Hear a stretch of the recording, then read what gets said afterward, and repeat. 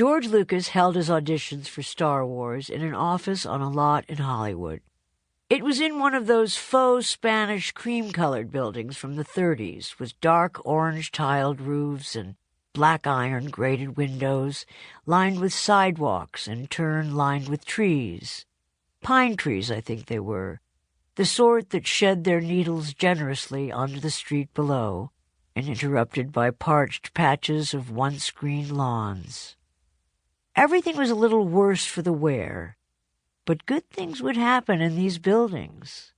Lives would be led, businesses would prosper, and men would attend meetings, hopeful meetings, meetings where big plans were made and ideas were proposed.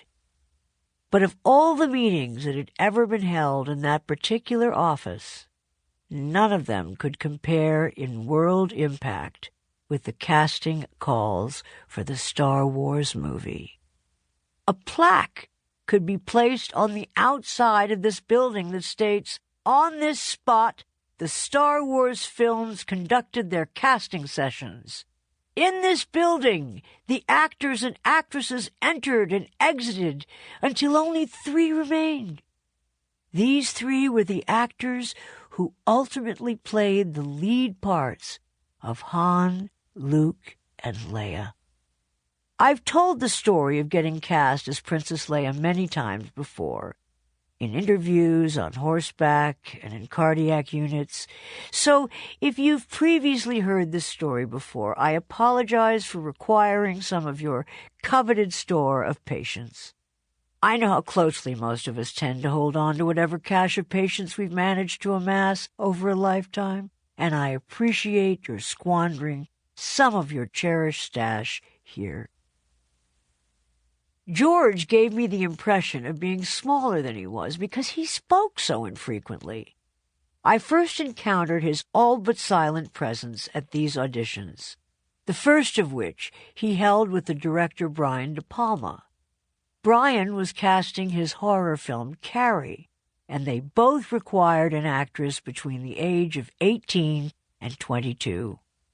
I was 19 at the time, so I read for both George and Brian. George had directed 2 other feature films up till then, THX 1138, starring Robert Duvall, and American Graffiti, starring Ron Howard and Cindy Williams. Well, and Richard Dreyfuss. The roles I met with the 2 directors for that first day were Princess Leia in Star Wars and Carrie in Carrie. I thought that last role would be a funny casting coup if I got it. Carrie as Carrie in Carrie.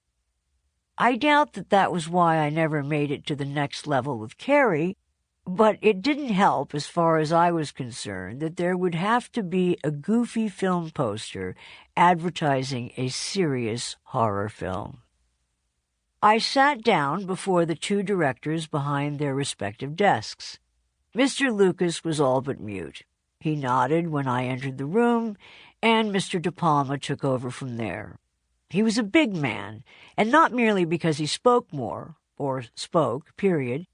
Brian sat on the left and George on the right, both bearded, as if you had 2 choices in director sizes. Only I didn't have the choice. They did. Brian cleared his bigger throat of bigger things and said, "So, I see here you've been in the film Shampoo." I knew this, so I simply nodded, my face in a tight, white-toothed smile. Maybe they would ask me something requiring more than a nod. "Did you enjoy working with Warren?"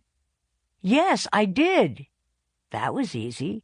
I had enjoyed working with him. But Brian's look told me that wasn't enough of an answer. He was... What was he? They needed to know.